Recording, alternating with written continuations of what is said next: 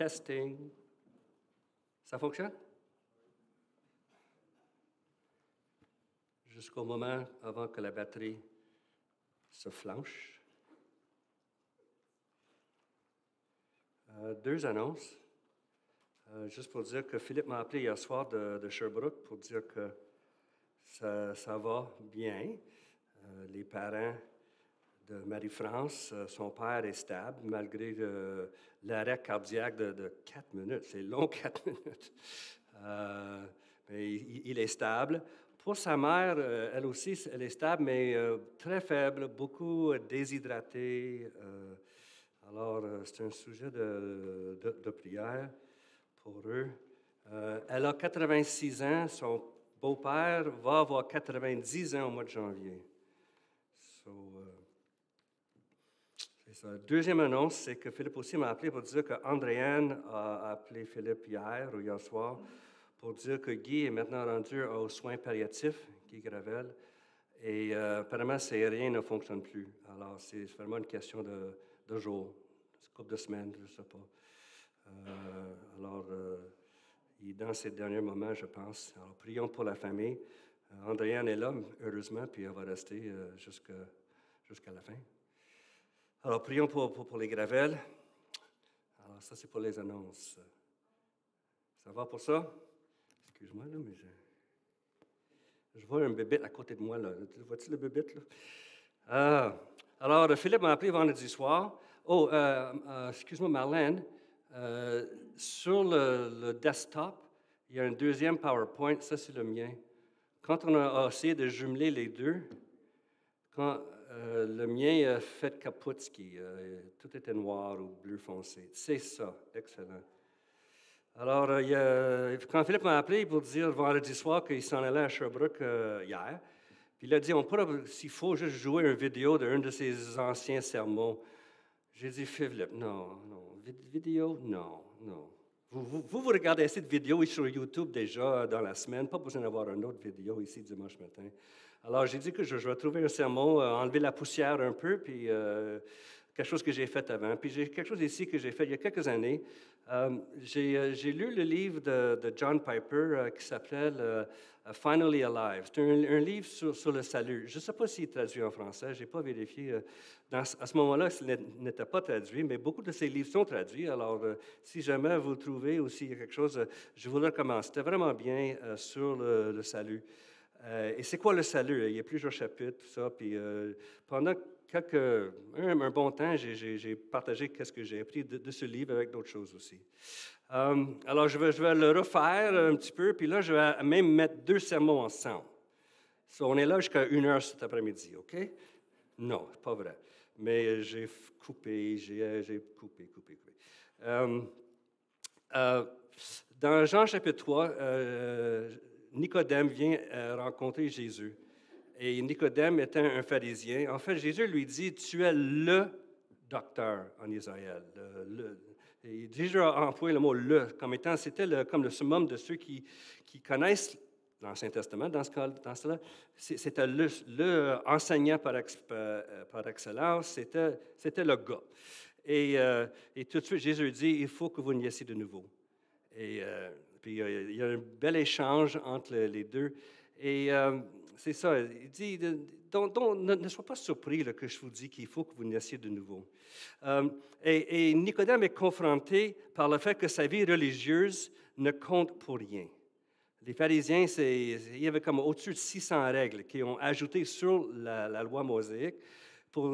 Et en faisant cela, ils pensaient qu'ils gagnaient leur ciel. Jésus dit, non, oublie ça, là, il faut que tu sois né de nouveau. Puis en fait, la phrase veut dire né d'en haut. On est tous nés d'en bas, n'est-ce pas? On a tous une mère et un père. Mais là, Jésus dit, plus que ça, vous devez être né d'en haut si vous voulez retourner en haut. En fait, on ne peut pas aller au ciel, voir le royaume de Dieu sans la nouvelle naissance. Je vais essayer Avec la nouvelle naissance, puis moi, je marque NN, OK? NN, ça veut dire nouvelle naissance. C'est juste, OK? C'est pas un code, c'est juste ça. C'est bien trop long écrire nouvelle naissance des plusieurs fois. Là. La nouvelle naissance, c'est une fait où ce n'est pas une nouvelle religion, c'est une nouvelle vie.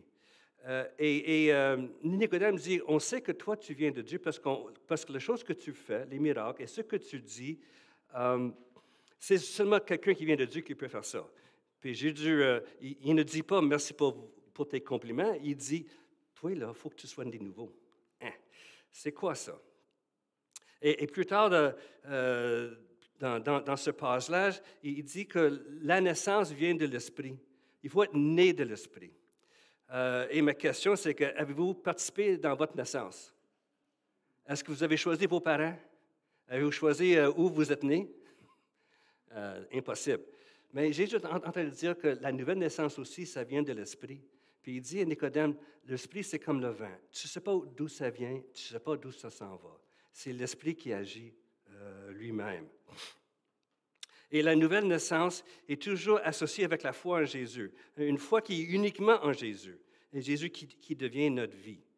Je me rappelle une fois, j'ai reçu un appel au bureau d'un Mormon. Il aimait l'enseignement de John MacArthur sur la création, puis on a parlé de ça. À un moment donné, j'ai dit, mais là, vous autres, là, qu'est-ce que vous pensez de Jésus? Parce qu'eux, ils ne croient pas que Jésus est Dieu. Ils disent que Jésus et Lucifer se sont mis ensemble pour concocter un plan de salut. Il y a beaucoup de choses qui sont un peu bizarres. Mais j'ai dit au monsieur, mais à un moment donné, à la fin de ta vie, Dieu va te dire, qu'est-ce que tu as fait avec mon fils? Et c'est le point ici. Sans Jésus, sans de salut. Alors, j'ai marqué là, ce n'est pas une simple amélioration. Le salut, c'est un miracle de l'Esprit.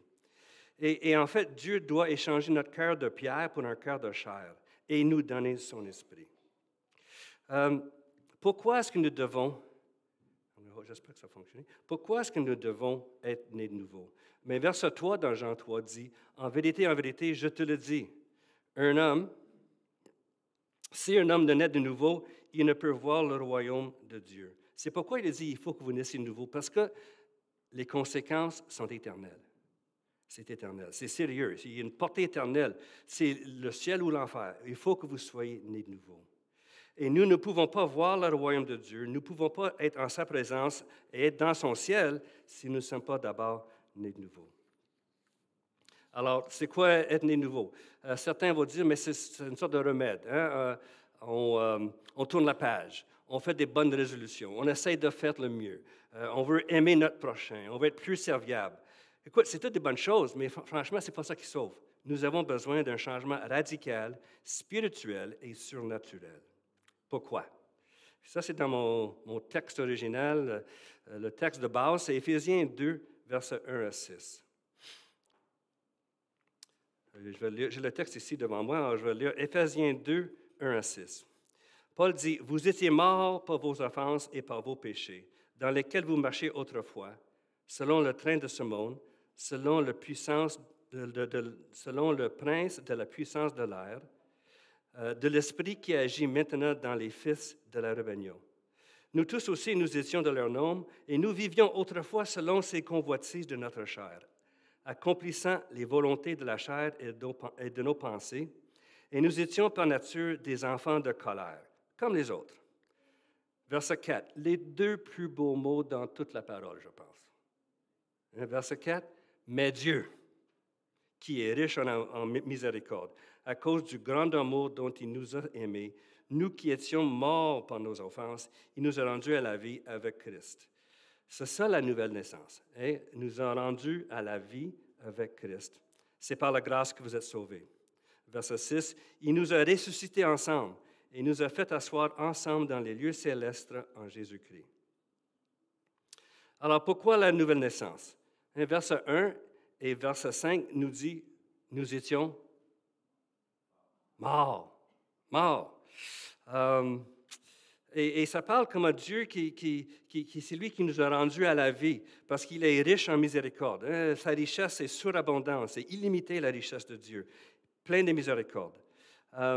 Et on ne peut pas être réconcilié avec Dieu si Dieu n'agit premièrement en notre faveur. C'est marqué qu'il nous a aimés d'un grand amour. Et c'est la grandeur de son amour qui nous donne la vie, nous qui étions morts. Et nous ne verrons jamais la grandeur et la profondeur de son amour si nous ne voyons pas d'abord notre condition réelle avant la nouvelle naissance. Il faut comprendre de quel point Dieu nous a amenés, quel état nous étions avant que nous connaissions le Seigneur, avant qu'il ouvre nos cœurs. Alors, qu'est-ce que ça veut dire que nous sommes morts? Est-ce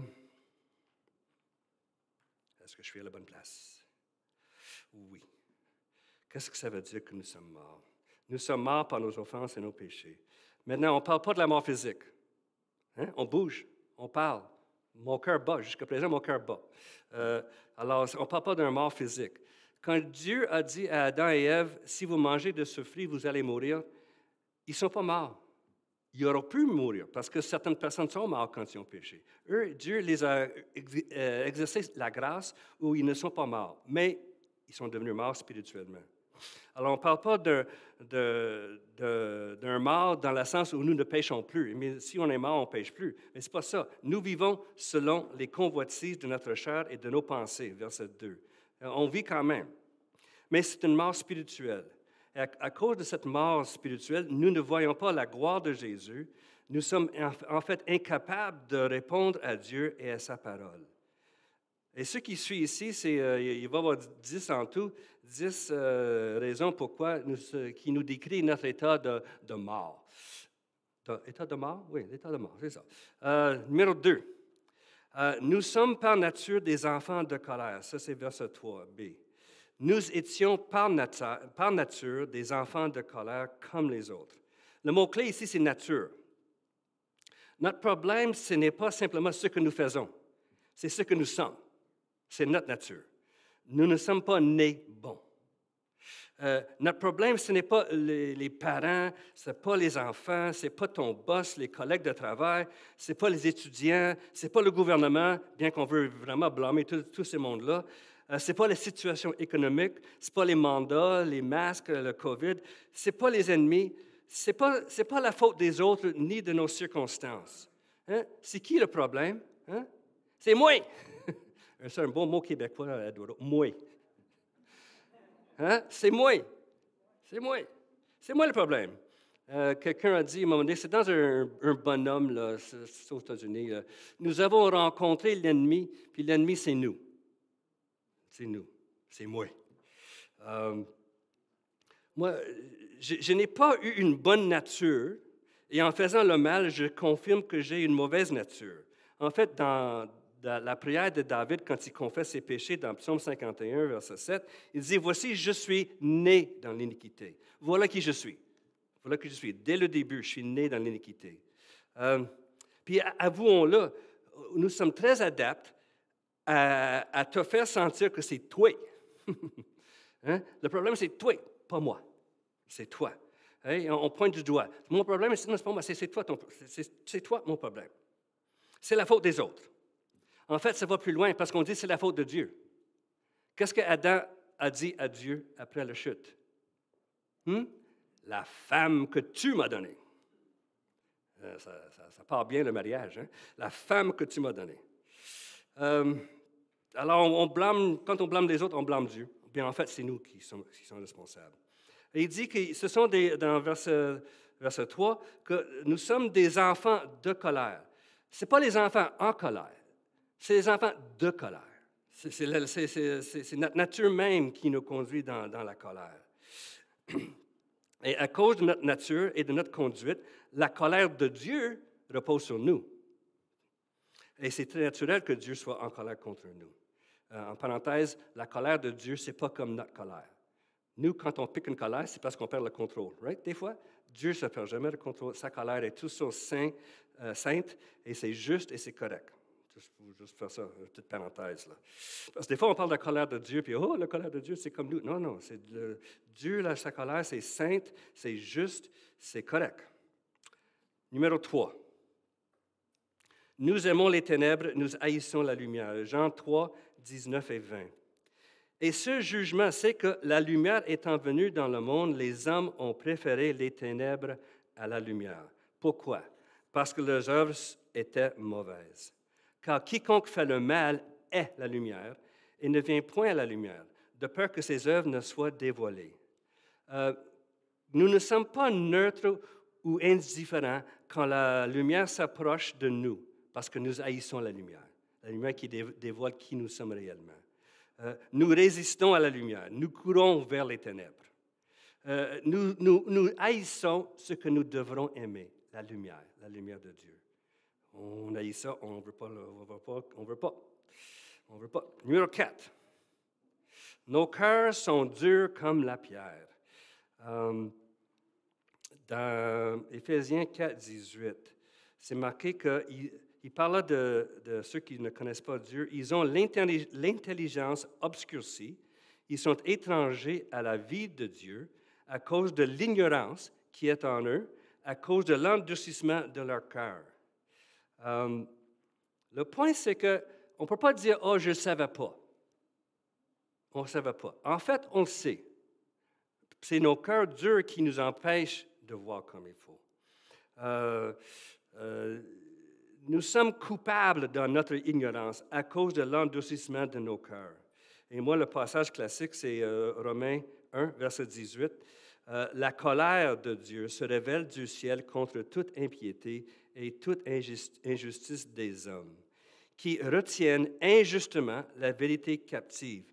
Car ce qu'on peut connaître de Dieu est manifeste pour eux, Dieu le leur ayant fait connaître. Puis en verset 19, il parle de les perfections invisibles de Dieu. En fait, ils sont visibles dans la création. Et en verset 20, il dit, ils sont donc inexcusables. Il n'y a pas d'excuse. On le voit. C'est là. Ecclésiaste parle comme Dieu a mis la pensée de l'éternité dans nos cœurs. Il y a déjà quelque chose là. Mais à cause que nos cœurs sont durs, on résiste, puis on dit, « Oh, je ne savais pas. » Ben oui, tu savais. Dieu l'a tout révélé de ça. Alors, l'ignorance, ce n'est pas le problème, c'est nos cœurs durs. Numéro 5. Merci. Il nous est impossible ni de se soumettre à Dieu, ni de lui plaire. Dans notre état de mort, on ne peut pas plaire à Dieu. On ne peut pas. Et puis, on ne peut pas se soumettre à lui. Romains 8, 7 à 8. Car l'affection de la chair est inimitié contre Dieu parce qu'elle ne se soumet pas à la loi de Dieu. Et elle ne le peut même pas. Ce n'est pas seulement parce qu'elle ne veut pas, elle n'est pas capable. Alors, ceux qui vivent selon la chair ne sauraient plaire à Dieu. Écoute, nous sommes incapables de nous soumettre à sa loi. Puis sa loi, c'est parfait. Puis il exige de nous que nous soyons parfaits. Impossible. Impossible. Nous sommes incapables de lui plaire parfaitement. Dans le Sommeur, le verset 9 dit, « Nous sommes hostiles à l'autorité de Dieu. Nous ne voulons pas le suivre, et en fait, il nous est impossible de le suivre. Et nous sommes les fils de la rébellion, l'hostilité. Nous sommes appelés à ne pas aimer le monde ni les choses qui sont dans le monde. Et dans 1 Jean 2, 15, « Si quelqu'un aime le monde, l'amour du Père n'est pas en lui. » Aimer le monde, ce n'est pas la nouvelle naissance. Et l'amour de Dieu qui est en nous, ça, c'est la nouvelle naissance. Alors, l'impossibilité de se soumettre à Dieu, même de lui plaire. 7. Non, 6. All right, back up one. Non? Oh, OK, les deux. Oh, et voilà. Nous ne sommes pas capables d'accepter ou de comprendre l'Évangile. Ça, c'est fort, ça. Éphésiens 4, 18, je l'ai lu, c'est marqué comment notre intelligence est obscurcie. Nous sommes étrangers à la vie de Dieu. Puis un passage dans 1 Corinthiens 2, 15, je pense que vous le connaissez. L'homme animal ne reçoit pas les choses de l'Esprit de Dieu, car elles sont une folie pour lui. L'homme animal et l'homme naturel, pour les choses de Dieu, c'est une folie. Il ne peut les connaître parce que c'est spirituellement qu'on en juge. C'est-à-dire qu'on peut juste connaître les choses de Dieu si l'Esprit est en nous pour nous guider. Ce n'est pas à cause que les choses de Dieu sont par-dessus sa tête intellectuellement, mais que l'homme les considère comme la folie, que c'est stupide. J'écoutais un podcast à un moment donné, c'est un monsieur vraiment intelligent, astronome, et il étudie les étoiles, les galaxies. Il parle, puis c'est fascinant les choses qu'on découvre même maintenant. Là, Mais à un moment donné, il commence à parler de ceux qui croient à la création. Puis il dit que c'est des contes de fées. Puis il dit ça plus qu'une fois. Là, je commence à être irrité contre lui, j'avoue. Parce que là, tous ceux qui croient que Dieu est créateur, et Romains 1, 18 nous dit, c'est évident, nous sommes considérés comme, on suit des contes de fées. En fait, il considère les choses de Dieu tellement fous que l'homme ne peut pas les capter. J'ai entendu une histoire d'un professeur de biologie qui enseignait dans une université aux États-Unis. Et évidemment, avec la biologie, c'est l'évolution à 100%. Dieu n'est pas du tout dans le portrait. Et j'ai entendu qu'à un moment donné, il y avait des fois des chrétiens dans son cours, puis des fois des gens lui parlaient un peu. Je ne sais pas pourquoi ceci est différent, mais une dame lui a parlé, une jeune étudiante, puis elle lui a parlé doucement, tranquillement, qu'est-ce qu'elle croyait. Puis lui, en arrière de sa tête, après des années d'évolution, il dit, je pense qu'elle a raison. Je pense qu'elle a raison. Et à un moment donné, il a quitté son poste, il est devenu un chrétien, il a commencé à lire la Bible, il est devenu chrétien, puis il est devenu professeur à l'université en Californie, Webb MacArthur. C'est là où j'ai entendu l'histoire. Alors, quelqu'un qui lui parle doucement, sans je ne sais pas, mais des fois, on parle doucement, puis ça n'agit pas, n'est-ce pas? Parce que dans le sens, ce n'est pas à nous, c'est à l'esprit. Puis à un moment donné, le monsieur, il a dit, je pense qu'elle a raison, je pense que l'Esprit a ouvert son cœur, puis il a dit, il faut que je lis la Bible, il faut que je vois qu'est-ce que c'est ça. Paul dit que le cœur de l'homme résiste aux choses de Dieu, et les pensées de l'homme justifient sa rébellion contre Dieu, parce que ce sont des choses folles. Et une petite parenthèse, sachant ceci, je pensais à ça quand je regardais mes notes. Ça, c'est nouveau que j'ai ajouté dans mes notes. J'ai dit, sachant ceci, ayons de la compassion pour ceux qui nous entourent, qui refusent de reconnaître leurs péchés et leurs besoins d'un sauveur. Ça ne donne rien d'être frustré ou choqué. Ils sont morts. Ils sont morts. Vous étiez aussi, si vous êtes né nouveau, vous étiez morts aussi. Il fallait que quelque chose de surnaturel arrive dans ta vie. Alors, notre devoir, c'est de prier pour eux. Nous avons un devoir de parler et un devoir de vivre l'Évangile devant eux. Puis, on connaît des témoignages des gens qui ont connu le Seigneur, pas juste parce qu'on a dit, mais de notre façon de vivre. Mais sachons que c'est l'Esprit qui fait le travail. C'est l'Esprit. Alors, ayez de la compassion. J'ai entendu l'histoire des gens qui viennent pour témoigner peut-être à l'extérieur, puis ils tiennent le Bible comme un fusil. Là. Ben non, non. Soyons plus doux, s'il vous plaît. Sachant qu'ils sont morts. Ils ont besoin de l'Esprit. Moi, quand je prie pour ceux qui ne connaissent pas le Seigneur, puis j'en connais, je prie, Seigneur, il faut que tu ouvres dans leur cœur, il faut que tu rentres dans leur cœur, il faut que tu ouvres leur cœur. C'est toi qui vas le faire. OK. Arrête. Numéro 7. One more time.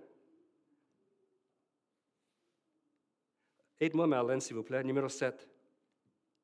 Peux-tu reculer? Avance une. Yay!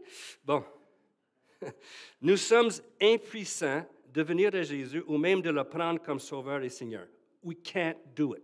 On ne peut pas le faire. On n'est pas capable. 1 Corinthiens 12, verset 3, « Nul ne peut dire que Jésus est Seigneur si ce n'est par le Saint-Esprit. » Si le Saint-Esprit n'est pas là, on peut le dire, mais ce n'est pas vrai dans nos cœurs. C'est impossible pour le cœur qui est mort, qui vit dans les ténèbres, dur comme la pierre, résistant et rebelle, de célébrer que Jésus est Seigneur. Il lui faut le Saint-Esprit et la nouvelle naissance. Il peut le dire dans son cœur, mais ce n'est pas réel. 3 fois dans Jean chapitre 6, Jésus dit 3 fois que c'est le Père qui les attire vers Jésus. C'est le Père qui les attire vers lui. C'est Dieu qui les donne à Jésus, les nouveaux. Alors, nous sommes impuissants. Il faut que Dieu vienne le faire. Nous sommes esclaves du péché. Romains 6, 16 et 17. Dans le Sommeur, c'est écrit comme ceci.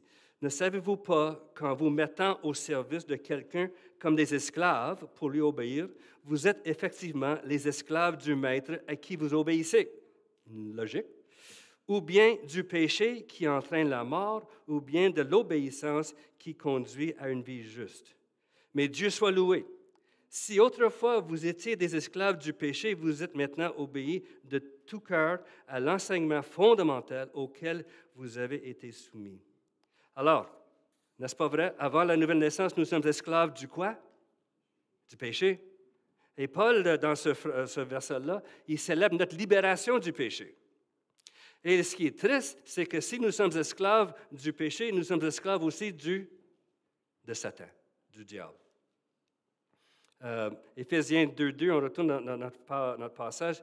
Nous marchions selon le prince de la puissance de l'air, de l'esprit qui agit maintenant dans les fils de la rébellion. Si nous sommes esclaves du péché, nous sommes esclaves de l'auteur du péché, c'est Satan. Le Sommeur dit, vous suiviez le chef des puissances spirituelles mauvaises. C'est une vérité terrible, être esclave du diable. Toutes nos actions, tous nos pensées et nos désirs sont en accord parfait avec le diable, avant de connaître le Seigneur. En accord parfait avec lui, c'est ça qu'il veut. Continue. Comment est-ce qu'on se dégage de son esclavage?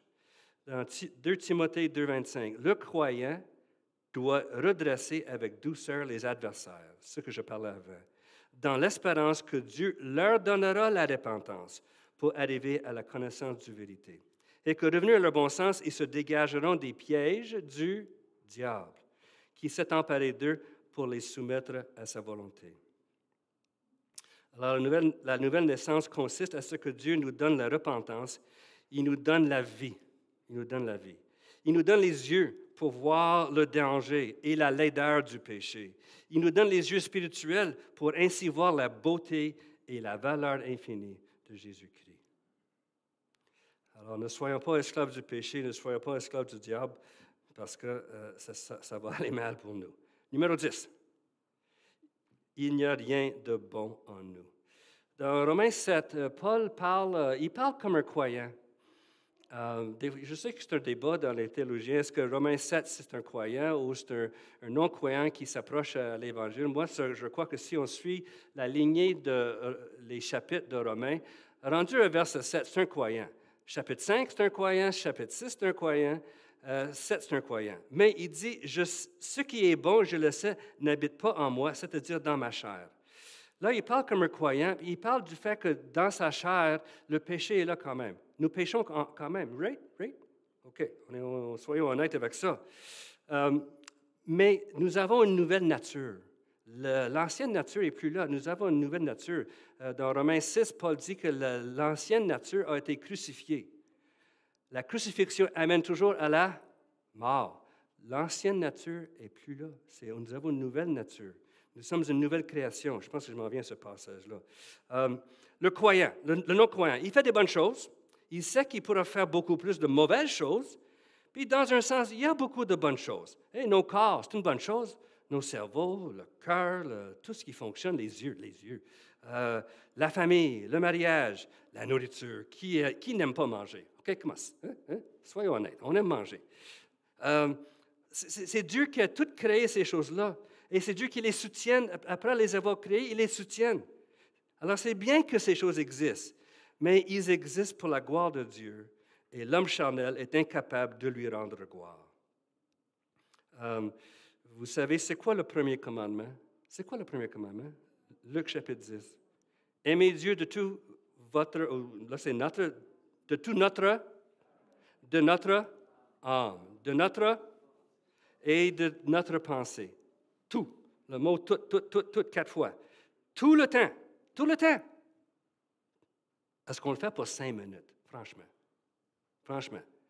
Le théologien R.C. Sproul a dit, vraiment, est-ce qu'on fait ça même 5 minutes dans une journée? Non. Parce que nous avons ce corps de chair qui nous empêche. Grâce soit rendue à Dieu. Au ciel, on va le faire parfaitement. Ça va être parfait. En fait, sans l'Esprit, nous sommes incapables de faire le bien au niveau spirituel. Mais Paul dit aussi qu'il y a quelque chose qui est bon en lui, c'est la foi, le Saint-Esprit, une nouvelle nature spirituelle, mais tout cela vient de Dieu. Alors voilà notre condition, notre état avant la nouvelle naissance. Éphésiens 2, 12. Souvenez-vous que vous étiez en ce temps-là sans Christ, privés du droit de cité en Israël, étrangers aux alliances de la promesse, sans espérance et sans Dieu dans le monde. Alors, la question que nous essayons de répondre, c'est pourquoi je n'ai pas de vie spirituelle et pourquoi je ne peux pas l'avoir et l'acquérir par moi-même? La réponse, c'est parce que nous sommes rebelles, égoïstes, durs comme la pierre, nous résistons et nous sommes hostiles aux choses spirituelles. On ne peut pas le faire tout seul. Nous sommes aveugles, nous sommes aveuglés par le diable, nous sommes incapables de voir ou apprécier la beauté de Jésus-Christ. Et alors, nous ne venons pas à lui pour la vie éternelle. Hein? Jean 14, 6. Hein? Je suis le chemin, la vérité et la vie. Celui qui vient en moi, hein, il aura la vie. Mais on ne peut pas le faire tout seul. Alors, pour nous rendre vivants, alors sans la nouvelle naissance, notre situation est sans espoir. Nous ne pouvons pas réparer notre condition morale. Les morts ne peuvent rien faire par eux-mêmes pour changer leur état. Je vous ai raconté ça avant. Il y a un pasteur qui prêchait sur le péché, disant que vous êtes pécheurs et vous êtes morts dans vos péchés. Et à la fin du service, quand il accueille les gens à la porte, il y a un jeune qui est venu lui parler, il dit « Je ne me sens pas que je suis pécheur. » Puis il lui dit « Mais c'est sûr, tu es mort. Les morts ne ressentent rien. » Ils ressentent non. Il nous faut la nouvelle naissance. Pour nous rendre vivants, nous avons entièrement besoin de Dieu et que Dieu fasse le travail surnaturel en vous. OK. Il est quelle heure, là? Good. Alors, les 10 points, ça, c'est pour le croyant. C'est quoi les 10 points qu'on vient de voir? C'est du passé. C'est du passé. Et moi, j'aimerais regarder plus vers le futur et pourquoi nous avons besoin. Alors, on va changer de passage. J'espère que ça va fonctionner. Il faut que vous naissiez de nouveau. Est-ce que je suis là? Oui. Moi, c'est un de mes passages favoris dans la Bible. Je pense que c'est le verset 5 de Tite, chapitre 3, c'est mon verset favori. Il y a plusieurs versets dans les psaumes qui viennent me trouver, mais là, c'est tellement profond et tellement important. Alors, Tite, chapitre 3. Tite est écrit par Paul à Tite. Tite s'en va sur l'île de Crète. Il doit établir des anciens dans les églises sur l'île de Crète. Puis Tite, c'est juste 3 chapitres. Puis Tite rime avec dynamite. Lisez Tite, ça ne prendra pas beaucoup de temps, mais ça vaut la peine. C'est bang, bang, bang. Il y a des choses que Paul donne comme instruction, comme doctrine, théologie, et c'est vraiment bon. Alors, chapitre 3, verset 3. Paul dit, « Nous aussi, nous étions, là on parle du passé, car nous aussi, nous étions autrefois insensés, désobéissants, égarés, asservis à toute espèce de convoitise et de volupté. » Est-ce que ça vous rappelle de quelque chose de votre ancienne vie? « Vivant dans la méchanceté et dans l'envie, dignes d'être haïs, et nous haïssant les uns les autres. » Et que c'est beau. Ça, c'est nous dans le passé. Et notez que ce n'est pas une description du monde matériel. C'est toutes des choses morales. Ce n'est pas physique, c'est moral. Il ne parle pas de... C'est toutes des choses qui sont en dedans de nous, qui nous font faire des choses mauvaises, mais c'est tout en dedans de nous. C'est notre nature. Et verset 4. OK, prochain, Marlène. Mais, encore un beau mais. Hein? Regardez les mais dans la parole. Mais, lorsque la bonté de Dieu, notre Sauveur, et son amour pour les hommes ont été manifestés, il nous a sauvés. Non à cause des œuvres de justice que nous aurions faites, mais selon sa miséricorde, par le bain de la régénération et le renouvellement du Saint-Esprit. Alors, encore, le « mais Dieu » est là, dans verset 4. « Mais Dieu ». Après cette longue liste de péchés, de notre méchanceté, le fait que nous sommes perdus, Dieu a intervenu dans nos vies et il nous a sauvés. Nous étions morts, mais c'est lui qui nous a rendus vivants. Et c'est la grâce, c'est la grâce. C'est ça. Nous étions esclaves à nos passions et nos désirs. Nous étions impuissants de goûter et de voir comment Dieu est bon, de reconnaître son amour, d'avoir confiance en lui. Mais, lorsque la bonté de Dieu, notre Sauveur, et son amour pour les hommes ont été manifestés, il nous a sauvés. On parle ici de la régénération. Puis la régénération s'explique de deux façons dans ce passage. Il parle plutôt... oui, on va continuer. Deux façons. La première, c'est qu'il parle du baptême. En fait, il parle d'un bain. Alors, ça peut être le baptême. On ne parle pas du baptême que nous avons ici sur l'estrade quand quelqu'un a donné sa vie au Seigneur, puis là, il veut témoigner publiquement de son nouvel état comme croyant. On parle ici de quelque chose d'un nettoyage spirituel. La régénération, c'est une sorte de nettoyage et de renouvellement. Dans Jean 3, verset 5, Jésus parle qu'il faut que nous soyons nés de l'eau et de l'esprit. Mais il ne parle pas de l'eau qui nous enlève la saleté de notre corps. Non, il parle de l'eau qui nous sauve. Cette image que le baptême du Saint-Esprit nous nettoie et qui nous renouvelle. C'est un baptême qui nous nettoie de notre passé. C'est un nettoyage de tous nos péchés commis dans le passé. Et le renouvellement du Saint-Esprit, la deuxième partie, il nous pointe vers le futur. Parce que là, le Saint-Esprit qui nous a sauvés nous prépare pour le futur. On parle d'une vie maintenant où on travaille sur la sanctification, puis on s'en va vers le ciel, on s'en va vers le futur. 2 Corinthiens 5, 17, et nous sommes une nouvelle créature ou une nouvelle création. Hein? C'est quelque chose d'entièrement nouvel. Avec la nouvelle naissance, c'est ça, c'est une nouvelle création. Je dis cela parce que certains croient que quand nous sommes sauvés, c'est comme si Dieu ajoute quelque chose dans nos vies. En fait, ce n'est pas un ajout. Sinon, c'est so what? Non, c'est vraiment quelque chose d'entièrement nouveau. Tu sais, dans le bon vieux temps, tu avais un cheval puis un chariot. Mais quelque chose de vraiment nouveau, maintenant, c'est un Mercedes. Quelque chose qui est entièrement différent de ce qu'on avait avant. Hein? Je sais que l'analogie n'est pas parfaite, mais pour dire que le changement est radical. Il n'y a plus de cheval. C'est maintenant un auto. C'est marqué, le prochain, qu'il est bon. Verset 4a, il est bon. Il est plein de bonté. Verset 4, la bonté de Dieu, notre Sauveur, et son amour pour les hommes ont été manifestés. Dieu est bon, il est plein de bonté. En anglais, le mot qu'on trouve dans les psaumes, surtout, c'est loving kindness. Puis c'est un mot qui ne se traduit pas en français. Ils essayent, tu vas le lire dans les psaumes, c'est pas. Mais j'aime dans psaume 16, 2, Dieu est mon souverain bien. Ça parle de sa bonté, de sa bienveillance, de sa gentillesse. Et la gentillesse et la bienveillance sont unies avec son amour. Alors Dieu est bon envers les hommes et son amour pour les hommes est la preuve. Le mot amour, c'est le mot philanthropie, amour pour l'humanité. Dieu aime les hommes. Il a la compassion. C'est un Dieu qui désire soulager la douleur, de protéger dans le danger et le trouble. C'est plus qu'une émotion. Hein, des fois, on dit que les émotions nous arrivent dans les tripes. Mais dans le cas de Dieu, c'est plus qu'une émotion. Ce sont des gestes. C'est de l'aide concrète. Et dans ce contexte, les deux mots que j'ai dit, la bonté et l'amour, ce sont des synonymes. Ça démontre un amour encore plus profond pour l'homme perdu.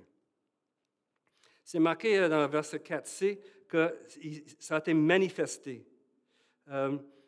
Lorsque la bonté de Dieu, notre Sauveur, et son amour pour les hommes ont été manifestés. Le point, c'est que Dieu n'a pas fait ça en cachette. C'est quelque chose, c'est des faits historiques que Jésus est venu sur la terre. Il a vécu avec nous pendant 30 ou 33 ans. Il est mort sur la croix et il est ressuscité. Ce n'est pas des contes de fées, comme mon monsieur le disait avant. Non, c'est quelque chose d'historique qui est arrivé. Ce n'est pas en cachette, c'est Dieu qui est notre Sauveur, c'est Jésus qui est notre Sauveur. En fait, dans ce petit livre, 3 fois, c'est marqué que Dieu est notre Sauveur. 3 autres fois, Jésus-Christ notre Sauveur. Si jamais vous parlez avec les témoins de Jéhovah, Dieu et Jésus sont notre Sauveur. Dieu et Jésus sont eux-mêmes égaux. Alors, 3 fois, les deux personnes 3 fois dans ce petit livre.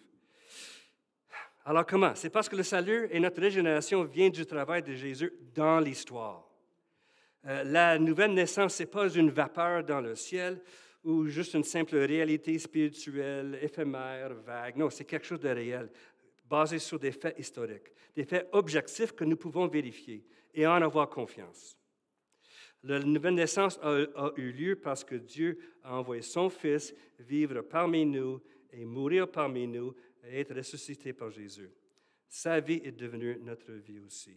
À chaque fois qu'on arrive à Noël, là, puis on parle comment Jésus est venu au ciel comme un bébé, puis là, j'ai eu le privilège d'avoir 8 petits-enfants. J'ai tenu ces petits bébés-là à peine quelques heures nés. Mais ça, Jésus est venu comme ça.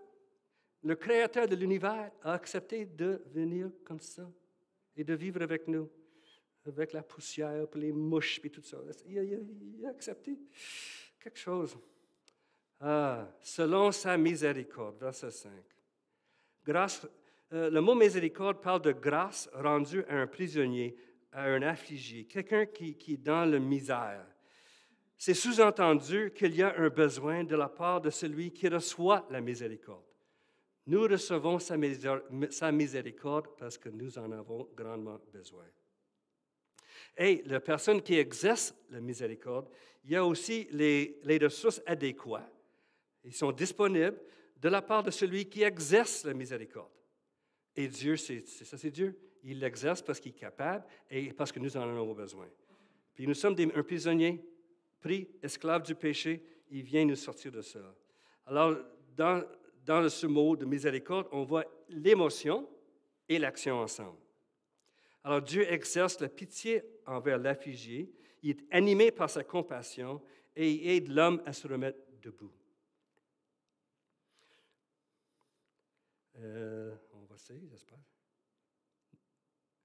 Back up, there we go. Ce n'est pas à cause de ce que nous avons fait. Alors, dans ce texte, il dit, c'est non à cause des œuvres de justice que nous aurions faites. C'est entièrement l'action de Dieu. C'est lui qui est l'initiateur. Et notez le ton négatif. Ce n'est pas à cause de nos bonnes œuvres. Il n'a pas dit nos œuvres, puis on dit, bien, les œuvres, OK. Puis on connaît des gens qui disent, mes bonnes œuvres, hein, on met ça sur la balance, puis Dieu va juger, puis j'espère que mes bonnes œuvres sont plus fortes que le... Non, ce n'est pas comme ça fonctionne. Puis Paul dit, ce n'est pas à cause des bonnes œuvres, oublie ça. Nous supposons que si quelque chose de bien nous arrive, c'est en partie parce que nous avons fait quelque chose de bon. Hein, la superstition. Notez que Paul saute par-dessus nos mauvaises actions. Hein, il dit les bonnes actions.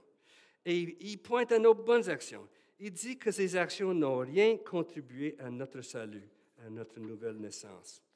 Tes bonnes actions, tes bonnes œuvres ne te régénèrent pas et tes bonnes actions ne te gardent pas sauvé non plus. Mais dans Tite, au moins 3 fois, j'ai les versets ici, Paul dit, Dieu vous a sauvé afin que vous pratiquiez des bonnes œuvres. Les bonnes œuvres arrivent toujours après le salut. Les bonnes œuvres qui plaisent à Dieu. Mais le salut, c'est toujours en premier. Toujours en premier.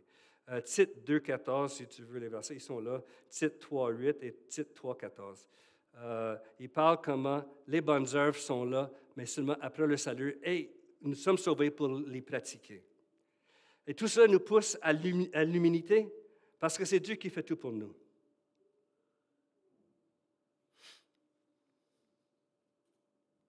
C'est quoi notre rôle? Certains vont dire, parce que si Dieu fait tout, qu'est-ce qu'on fait? On n'a rien à faire. Hein? On dit, Dieu, vas-y, fais-le. You know? Mais ce n'est pas comme ça. Ce n'est pas comme ça. Nous obéissons. En fait, nous devons croire pour être sauvés.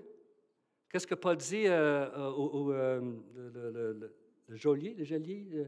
C'est qui est en charge du prison, là, Acte 16. Hein? Il dit, qu'est-ce que je dois faire pour être sauvé? Lui, il pense qu'il va mourir parce que les prisonniers vont s'en aller. Il dit, non, crois au Seigneur Jésus-Christ et tu seras sauvé, toi et ta maison. Nous devons croire. Ça, c'est notre côté. Nous reconnaissons que la foi vient de Jésus, mais il faut réagir à cette chose-là.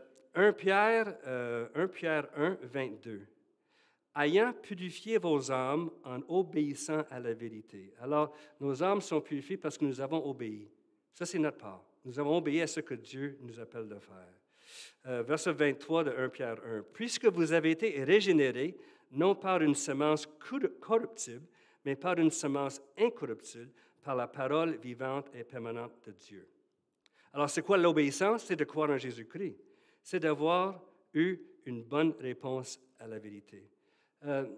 Je vous donne un exemple. Jean chapitre 11. Jésus ressuscite Lazare. Et qu'est-ce que Lazare a fait? Hein? Il fallait qu'il agisse. Il s'est levé parce que la vie est revenue dans son corps après quatre jours d'être... En fait, il était au ciel, imagine 4 jours, puis là, on lui renvoie sur la terre. Alors, mon point, c'est qu'il fallait que Lazare bouge. C'est pas que Jésus a pointé son doigt à Lazare, puis là il dit, OK, Lazare, viens ici. Non, il faut que Lazare lui-même agit. En fait, il avait la difficulté à agir comme il faut parce qu'il était tout enlevé de bandes. Là. Alors, Jésus dit, enlève les bandes là, pour qu'il puisse bouger. Alors, il y a un pas que nous avons à faire. Mais nous reconnaissons que c'est Dieu qui est l'initiateur. C'est lui qui fait le fait que nous sommes sauvés. C'est lui qui intervient dans nos vies. Comme je prie pour ces personnes qui ne le connaissent pas, il faut que Dieu intervienne dans leur vie. Et l'un des moyens que Dieu utilise pour cela, c'est nos prières, nos paroles, nos actions. Mais il faut que Dieu le fasse. Parce que nous, toutes seules, on ne peut pas le faire. Si j'étais responsable pour le salut de tout le monde, malheur que je suis, que nous sommes, parce que c'est impossible. Ce n'est pas nous, c'est Dieu qui fait ça.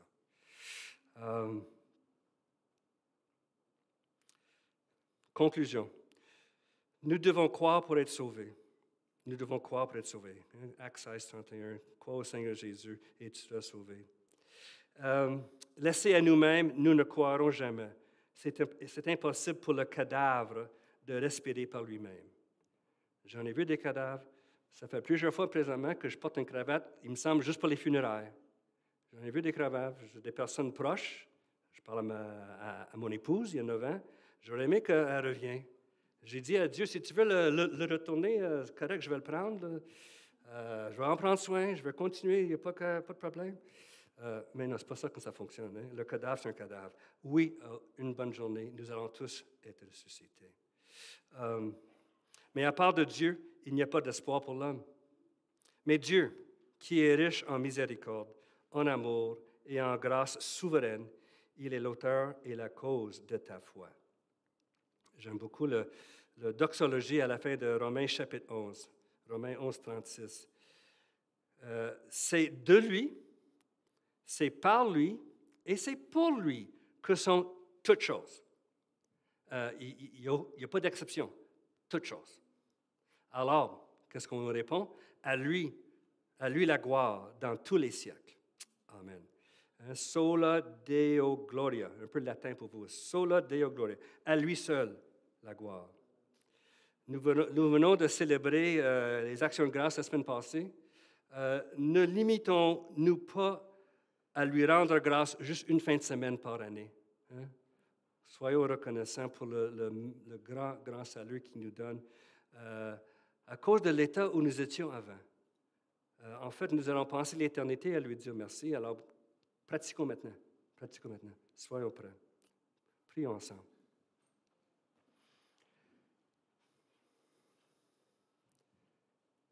Oh Seigneur Dieu, notre grand Papa du ciel, qui nous aime d'un amour infini, inaltérable, puissant, saint. En fait, les mots, les adjectifs nous manquent pour décrire ton amour pour nous. Le psalmiste dit, qui est l'homme que Dieu pense à lui? Qui sommes-nous, Seigneur? Qui sommes-nous? Nous ne sommes que la poussière. Mais tu as pensé sur nous. Tu t'es penché sur nous en nous envoyant ton Fils pour payer la dette que nous te devons à cause de nos péchés. C'est lui qui a tout pris pour nous. L'infinie dette de nos péchés, Jésus a pris sur son corps. Et il l'a fait volontairement. Et il devient un exemple de sacrifice, d'obéissance, de désir de suivre, de te suivre, que nous devons aussi prendre en considération. Tu nous as sauvés, ceux parmi nous qui te connaissent. Tu nous as sauvés, tu agis dans nos vies. Nous voyons comment tu réponds à nos prières. Oui, des fois, la réponse est non, ou c'est attends, mais tu réponds quand même. Tu es là, tu nous écoutes. Tu es très proche. Et pour cela, Seigneur, nous sommes reconnaissants. Nous sommes reconnaissants que tu nous as ouvert les yeux de nos cœurs, tu as ouvert notre esprit. En fait, tu nous as donné une nouvelle nature qui vient uniquement de toi. C'est le miracle par-dessus tous les miracles que Jésus a fait sur terre. C'est d'avoir une nouvelle nature. Alors, Seigneur, accompagne-nous dans les jours qui nous restent sur la terre. Bénis-nous abondamment.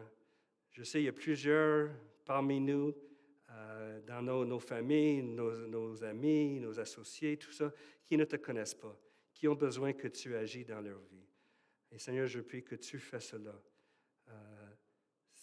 Sans toi, qu'est-ce qui va arriver pour leur bien? Il faut que tu le fasses, Seigneur.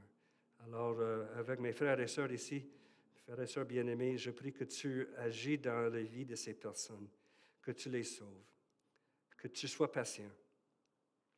Et je sais que tout ce qui se passe et tout ce qui va arriver, c'est selon ton bon plaisir, c'est selon ta volonté qui est toujours une volonté parfaite. Alors, aide-nous à accepter ta volonté et de vivre dans ta volonté. Merci pour le fait que nous ne sommes plus aveugles avec des cœurs endurcis. Oui, nous sommes parfois rebelles, mais je sais que ce n'est pas quelque chose que nous pratiquons. Aide-nous, Seigneur. Bénis ces personnes précieuses, bénis cette journée, et que c'est dans le bon nom de ton Fils bien-aimé, que nous te prions. Amen.